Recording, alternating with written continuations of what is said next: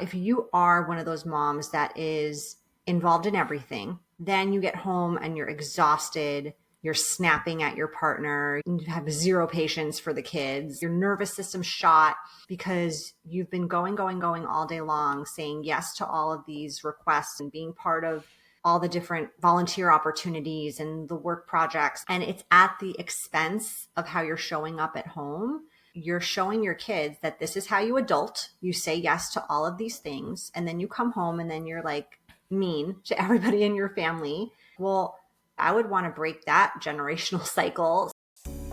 Welcome to the Marriage and Motherhood podcast. I'm your host, Michelle Perda. As a marriage coach who's married with 3 kids, I know how much parenthood could change a marriage. If flirting, laughing, and having fun together feels like a thing of the past, then I'm here to teach you that marriage doesn't have to feel so hard with your parents, and your marriage can thrive even when you're in the season of raising kids. Whether you're in a good place in your marriage and you just want to continue growing together, or you're wondering if you even like your spouse anymore, this podcast has something for you. Join me here each week as we dive into what it takes to help your marriage grow, and maybe even do a 180. You'll learn ways to handle conflict better, bring that spark back into your relationship, as well as learn how to improve other areas of your life from my lovely guest experts. Are you ready for the next stage of your life and marriage? Let's dive in. Hello. Welcome back to another episode of the Marriage and Motherhood podcast. Guess what? I have my recurring guest here back, Marisa Lonic.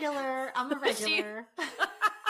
She has been here the most times out of all my guests, and that's because I love her and we're friends in real life, but we actually left California like pretty much at the same time, which is crazy.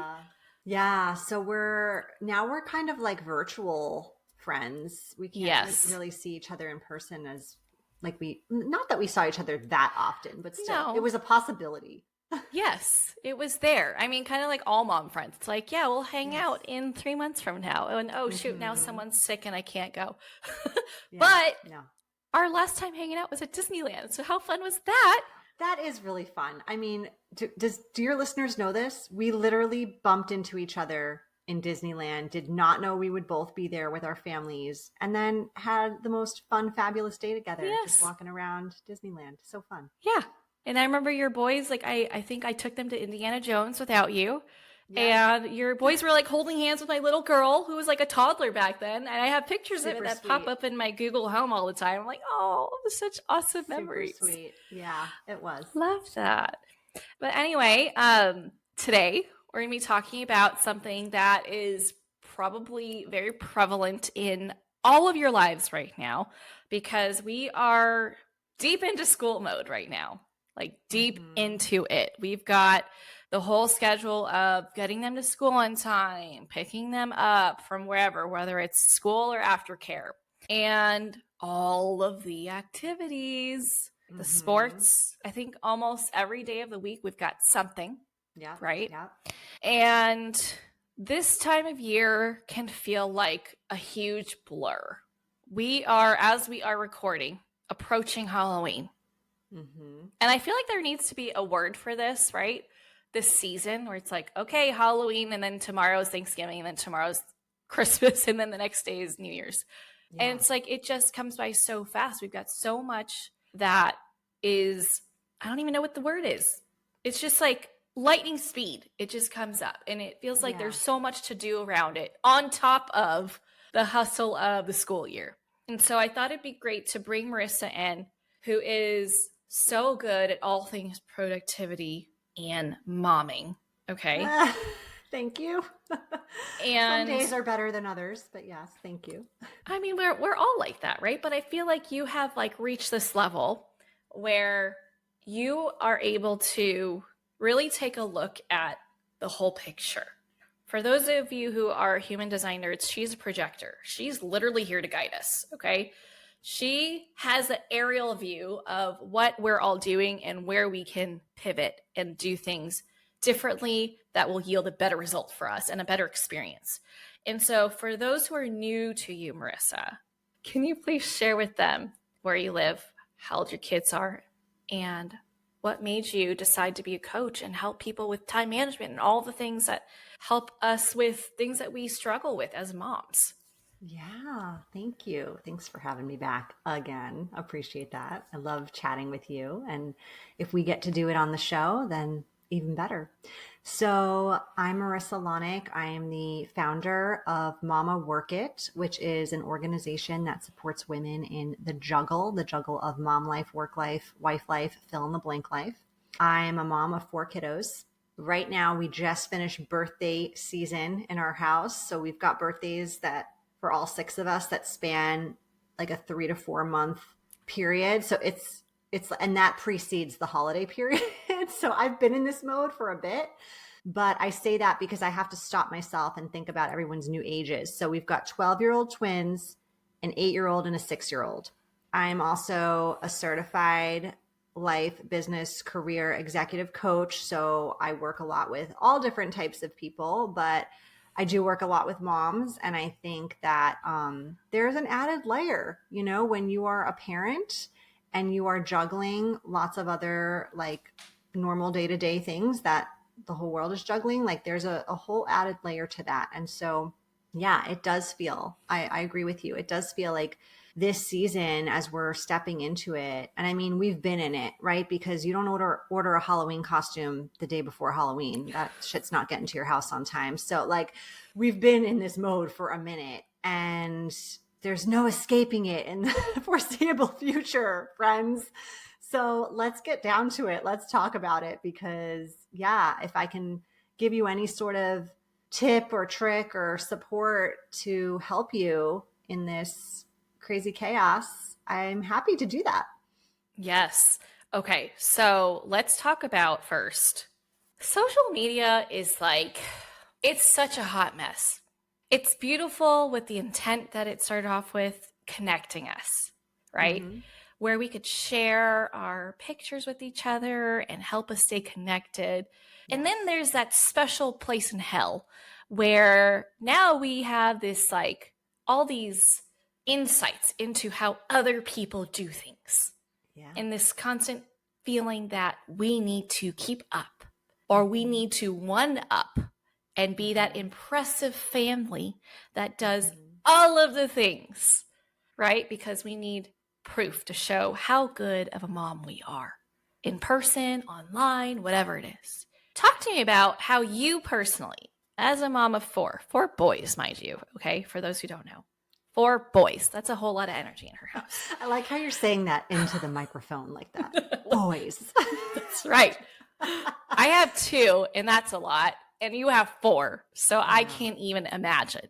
But talk to me about how you handle the pressures of being a mom in this modern age of technology, of being constantly exposed to all the things that you can do as a mom, like from the Pinterest moms to being like the room mom of the year and being on the PTA board and doing all things like sports coach, whatever.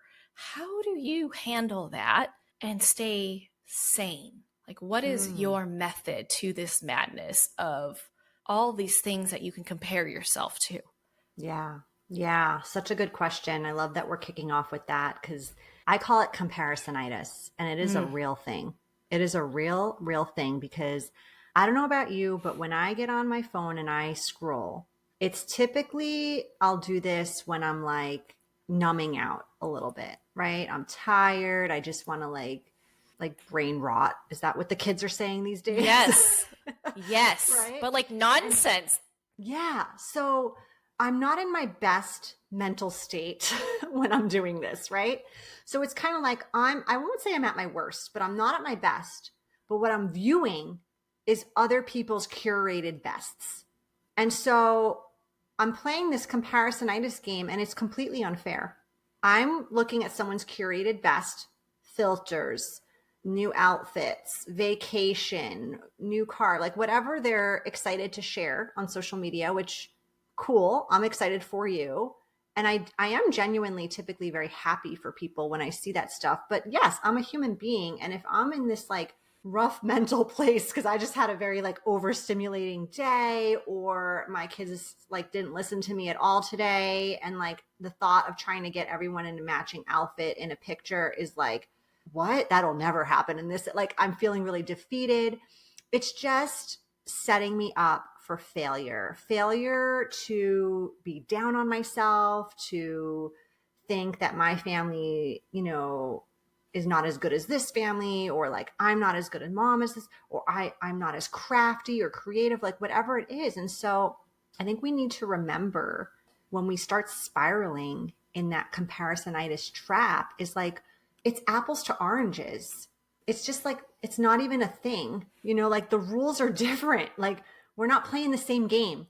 You're playing chess and I'm playing checkers. Obviously, neither one of us is going to win here, Yeah. I mean, what do they say? Comparison is a thief of joy. The thief of joy, 100%. And isn't that what we all want to feel? Like more often than not is the joy. Mm-hmm. And as I was asking you that question and you started answering, I started thinking about like, what's on my feed? Yes. Because curate your feed. Yes. So that is a really big boundary that I have set for myself. If I don't feel good consuming your content, you are not allowed to be on my feed. Does this mean I dislike you? No, not at all. It means that I'm not getting what I need out of this. Because if I'm going to numb out. Your fall porch is just making me feel a little insecure. So I'm going to mute you. Sure. Yeah, totally. I don't have the capacity for that.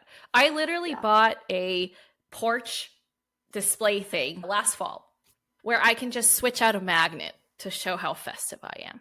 That's the season I'm in. I am not decorating my porch. In fact, this Halloween, we're probably not going to have any decorations outside with the exception of the ghost magnet that's on my porch sign because too much stuff has happened recently. Like my husband has been sick for weeks. So I've essentially been solo parenting and I'm too damn tired. And we're hosting a pizza party before we all go trick-or-treating with the neighbors. But it's like, I'm not doing any decorating. I don't have the capacity. You're so confident and comfortable with that. And I think that a lot of listeners want to be that, but are like plagued with guilt or plagued with feeling of misalignment of like, I should be doing this or I should be doing that, right? I want to tell you how I look at this because you could be good at a lot of things, but if you try to do all of those things at the same time, you're probably going to be good at nothing. It's like when I started my business, I took B school. Do you know what B school is? Is that Marie Forleo? Is that Marie Forleo? Yep. Yeah. And something that always stuck with me in there is she talked about marketing and she said, if you're talking to everybody, you're talking to nobody. Yep. And I like to apply this to like how much you're doing in life. If you're trying to do everything, you're probably doing a crappy job at all the things. Like you're not doing one thing really well. But if you streamline and you pick 1, 2, 3 instead of 10, 12, 15, you're probably going to show up in a much better way, like do a much better job, like put your heart and soul into those 1, 2, 3 things and feel really proud of that and like feel a lot better than having all these loose ends or feeling constantly pushed and pulled in so many different directions. Absolutely. And this all comes down to your capacity. And we were talking about this before we hit record, that there's a lot of moms in my neighborhood who are like doing the most, but they all handle it differently. Yeah. Some are like severely burned out and you visibly unhappy. Others are like thriving. And I think the key is to knowing what is your individual capacity. What can you handle? Right? Yeah. For me, my priority is not being a bitchy mom, not being a bitchy wife. That's a good priority. Because let's be real, we're going through perimenopause. Like those hormones be raging sometimes. And I literally have no capacity for anything else. I want to be a great mom who creates a safe space for them to hang out in and loves them and can handle the emotions that come with this age for my kids. Yeah. And I want to be a present wife. Obviously, I'm a marriage coach. Like that would be awful if I didn't like do what I preach. You got to practice what you preach. Totally. Yeah. Integrity is super important to me. If you don't know anything about me, know that. Yeah. And so those two things, plus I find a lot of fulfillment with my clients and supporting them. Anything outside of that, I really have to question, is it worth it for me? Yeah. Is it going to add to my life? Is doing the trick. The magnet Yeah, is doing the trick there. exactly. And so I want to talk about how the moms listening here likely need to be doing less. What are your thoughts? Yeah, I get it because it's a really uncomfortable place to be if you are someone who struggles with boundary setting, if you're someone who like struggles with FOMO. Me. Yeah, if you're someone who has always had a very busy life and so you maybe in past seasons would say yes to everything and it was fine, but now you've added like 2, 3 people to your family that you're responsible for, or, whatever it is. And maybe it's uncomfortable. And like, you know how they say get outside your comfort zone, like try new things. Like maybe you need to try less things. And that's getting outside your comfort zone. I love that. Yeah. And that there is this level of guilt. Like, I'm not saying, like, yes, I sound confident in me, like, committing to, I'm not decorating. I don't give a shit. But there is still that, like, that little bit Yeah, because in your my head. neighbor probably has like a beautiful Actually, porch. yes. Actually, yes. And so I joke with her. I'm like, you're going to decorate enough for both of us, okay? Because I don't have the capacity right now. Because she doesn't work, right? That is her thing. She Even is if like, she did work, maybe she loves having a gorgeous porch. Like I'm and gonna she tell you, does. Michelle, I work, right? I got 4 kids, like I'm busy. I like baking. And so Yes. we recently had parent teacher conferences. You might think I'm crazy. I baked like a bunch of cookies and I handed them out to all the That's teachers that so I went to parent sweet. to. I love doing it. It's something I like. If I didn't like doing it and I was doing it because I felt I should be doing this or like Mm-hmm. whatever, it would be a completely different story, completely different energy. But I actually like it. And that's the kicker, right? You have to know what fills you up versus what drains you. And Yeah. asking yourself that question, why do I want to do this? Am I doing this because I feel like I should? Or am I doing this because I'm going to actually feel fulfilled by this? Right? Mm-hmm. Just like you, I love to cook. And so, yeah, I might dedicate more time to cooking meals. Now, I've learned to kind of scale back because it's not conducive to parenting, but there's those times where I'm like, I'm going to do this, right? So, Yeah. like the other day, where I could have made an easier meal, like the Costco frozen meatballs, some pasta sauce and pasta and a veggie, I decided to make a creamy lemon chicken pasta, Yum. breading and everything, made my Ooh. own sauce. It was delicious. It was worth it to me. Yeah. But to another mom, they could be like, are you shitting me? Why would you do that to yourself? Mac and cheese and nuggets all day, Yeah. right? Yeah. No, totally. Totally. So you Yeah. have to find what is worth it to you. Mm-hmm. But if it's not, then unsubscribe, Yeah. delete. Yeah. Like, don't do that to yourself. Yeah. And you also have to be okay with like things changing on a dime. So like Mm-hmm. let's take your example of like that was your plan that day to make that delicious, by the way, I want that recipe, dinner. And then let's say you had gotten a phone call from the school that your daughter was throwing up and needed to come Oh, home, gosh. right? Let's just like try this on. You probably would have navigated your priorities differently. Oh, Like yeah. you probably would have pivoted. Obviously, you don't want to make this really delicious meal if like a stomach virus has hit your family and now like it's not even going to be worth it, right? Or like your No, priorities yeah. taking care of your daughter or whatever it is. Like you have to be willing to pivot too. Like sometimes I do fill my plate and my schedule because I mean, let's get real. When you're a working mom, like you got to maximize your time and efficiency. Like I have 6 hours, I'm going to use those 6 hours. I got camera ready that day. I'm going to record as many podcast episodes as I can. But then life happens. And I have to also be okay with like, well, these 7 things I thought I was going to do in those 6 hours, actually, it's going to be these 2 things because that's Mm-hmm. really the capacity I have because now I have a kid homesick or now I have whatever just happened.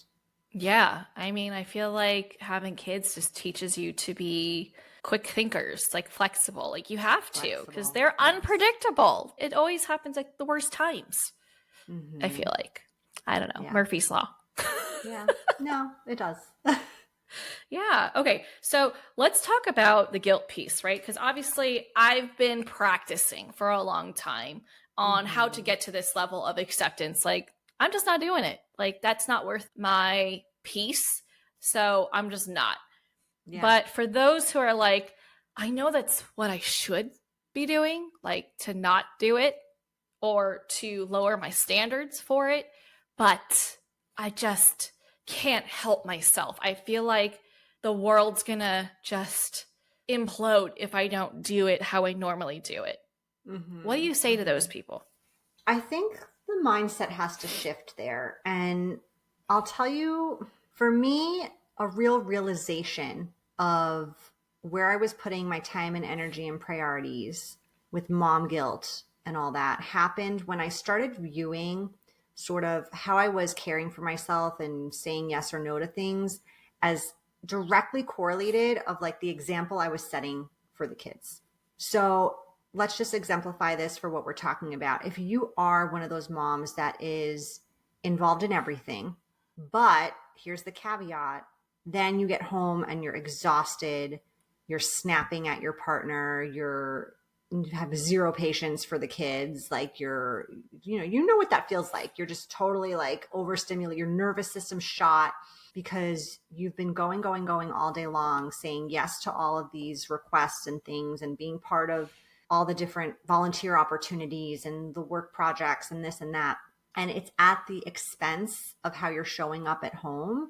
So what you're doing is essentially like you're showing your kids that this is how you adult. You say yes to all of these things. And then you come home and then you're like mean to everybody in your family. And that's what being an adult looks like. Well, I don't know about you, but I would want to break that generational cycle. So when I started like thinking about how selfless I was being in a lot of ways of like, oh, I'm not like doing things for myself. I'm not making time for my own wellness or my own time with girlfriends or things like that.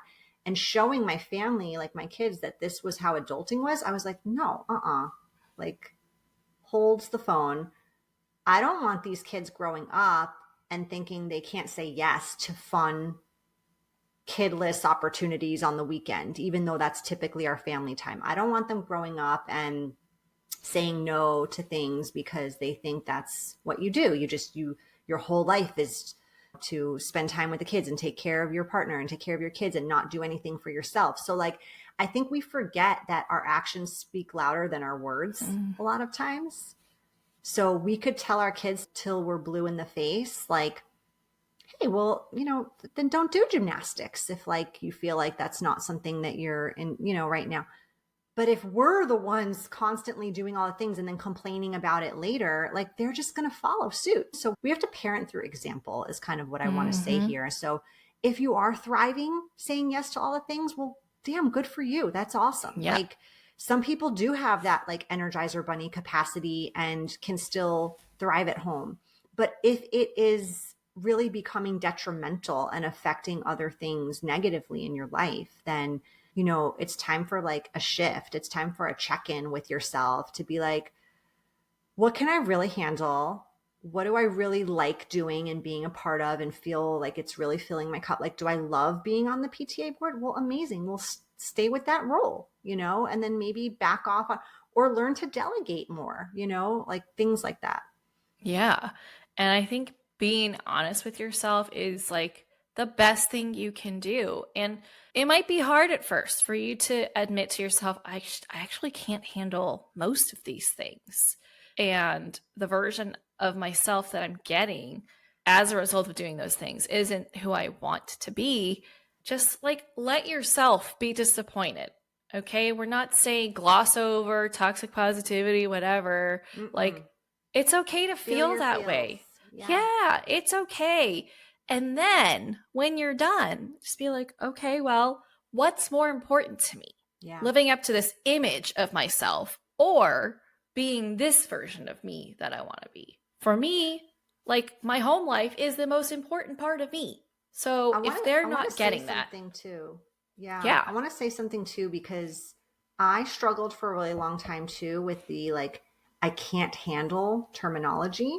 Listen, I'm sure a lot of your listeners, like you, like me, are like high achieving women. Okay. You tell a high achieving woman she can't handle something, even if you're telling that to yourself, what's she going to do? She's going to be like, Watch me. watch me, bitch. And she's going to Yep. do it backwards, Yep. forwards, sideways in her sleep. So I had to stop telling myself, oh, I can't handle, because I was just pushing myself harder. You have to reframe that to like, I don't really want to. Yeah. I don't want to handle that. Yeah. Or It's a I total game choose changer. Yeah. to do something else. It puts you back in the driver's seat. Yes. That's a nice distinction. I'm glad you said that because I'm by no means saying you can't do something. Like, no, I will never say that to you. Yeah. What I'm saying is be more authentic to yourself. Because if you're doing all these things and they're not giving you the life that you want, like truly, not just what you think you should want, right? Not just what you're posting. Yeah, exactly. Yeah. Then is it even worth it?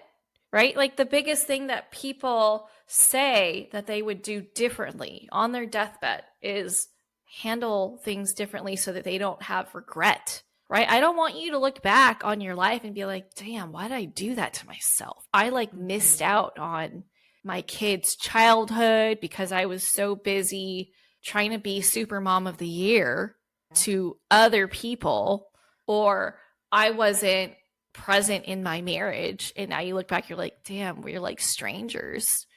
I don't even know how to hang out with you. We don't know how to talk anymore. Not that the kids are gone. It's like, what do we do? Right? So, like, you have to almost fast forward and be like, if I continue doing things this way, is this going to create the life that I want? If the answer is no, then ask yourself those tough questions. Like, is all this worth it for me to be devoting my energy into this? Yeah. And it could change, right? You could just say it's just in the season. I'll get back to it, right? Totally. Your no doesn't have to be a forever no. Totally. Totally. Yeah. This is the first year I don't even have a pumpkin on my porch. Me either. Me either. High five.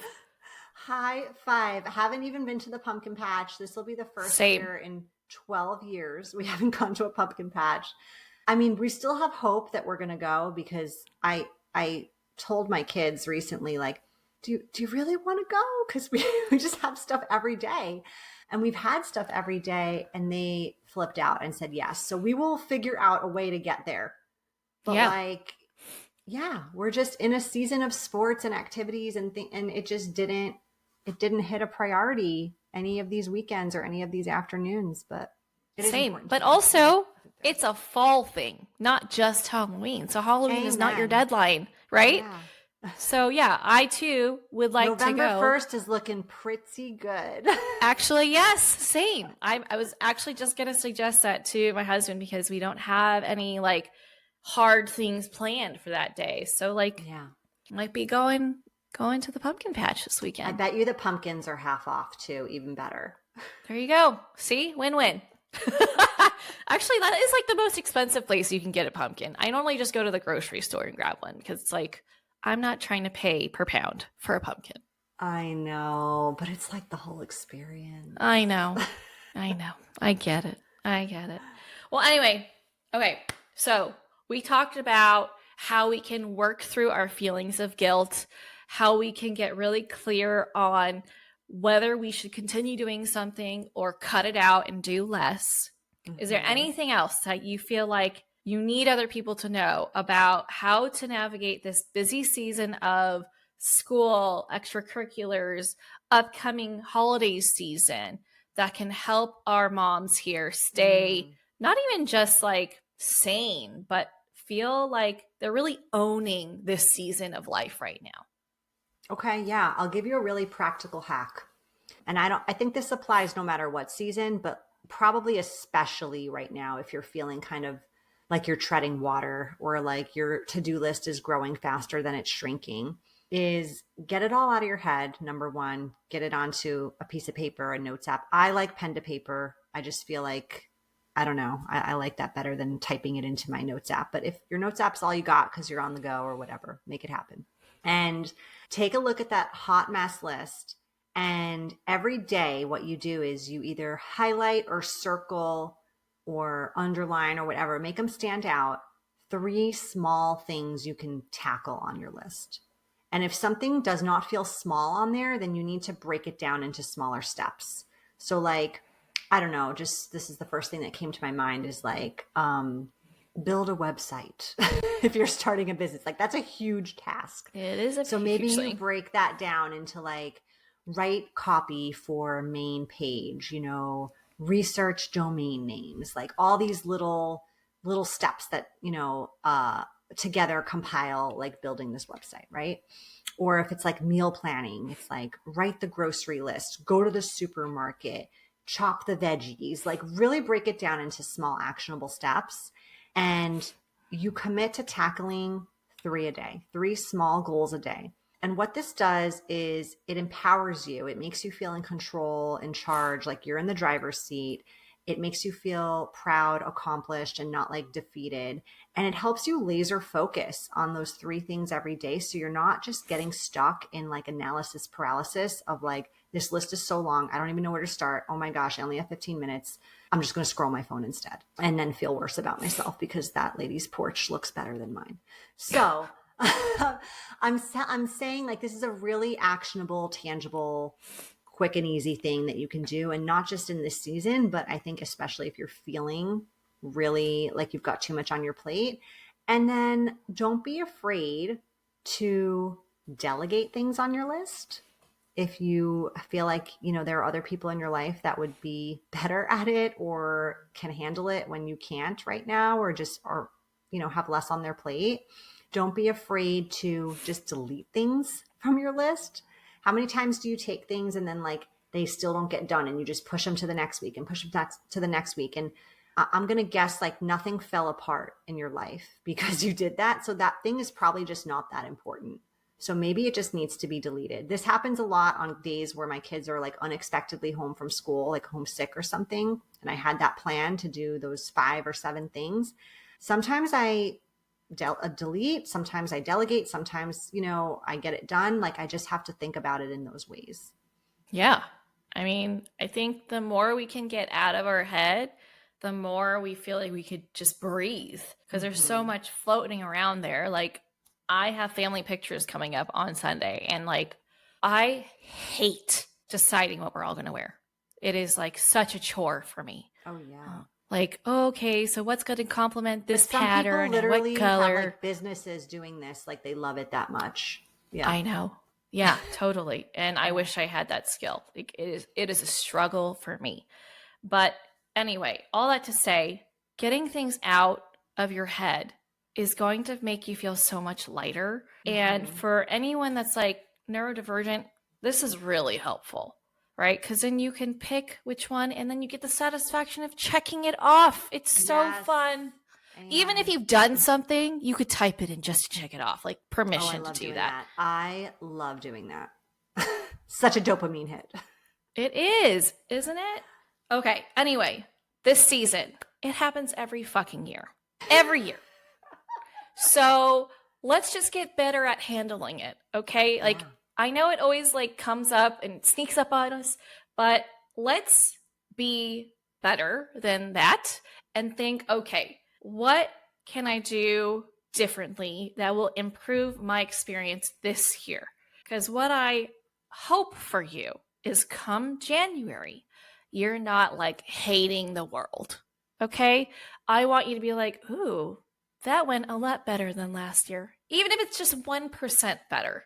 Yeah. Okay. I just want you to be able to say that.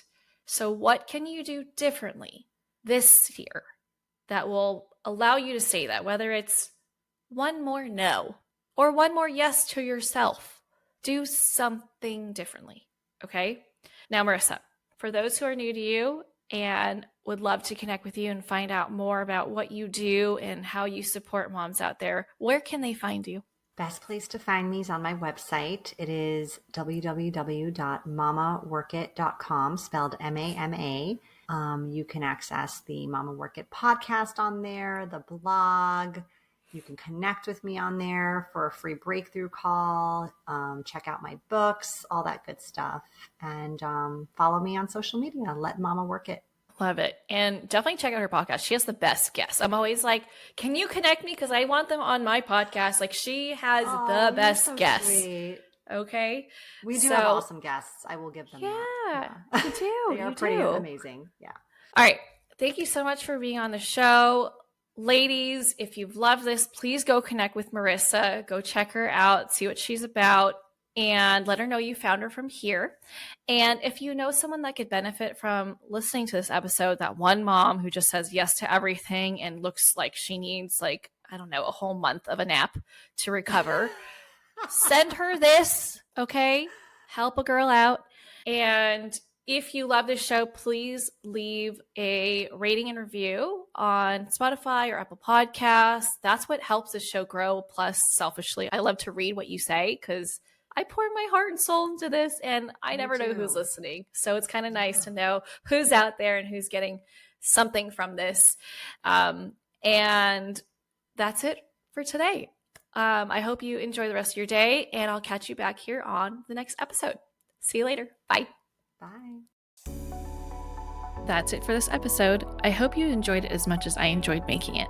If you did, please send me a message over on Instagram at Michelle Perta Coaching to let me know what you loved most about it. Hearing from my listeners is my absolute favorite.